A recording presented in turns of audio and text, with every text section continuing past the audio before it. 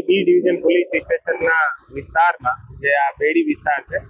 ત્યાં ગેરકાયદેસર જે સરકારી જગ્યા છે સર્વે નંબર 40 આ પર ગેરકાયદેસર બાંધકામ કરેલું છે, જેમાં ટોટલ 11 મકાન છે। 11 મકાનનું જે નિર્માણ કાર્ય છે અત્યારે હટાવવામાં આવી રહ્યો છે અને એ જે કુખ્યાત જે સાયચાબંધુ છે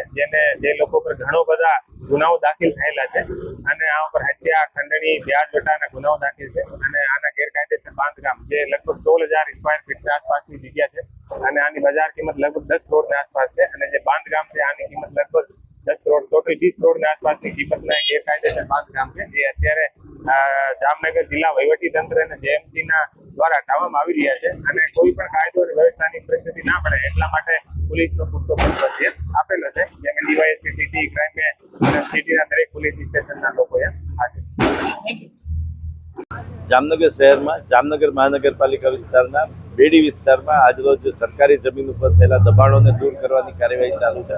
અંદાજે 10,000 ચોરસ મીટર જેટલી જમીનને ખુલ્લી કરવામાં આવી રહી છે અને જેની બજાર કિંમત અંદાજે 10 થી 12 કરોડ રૂપિયાની થાય છે અને એનો કબજો સરકાર પક્ષે સંભાળી લેવાની કાર્યવાહી ચાલુ છે।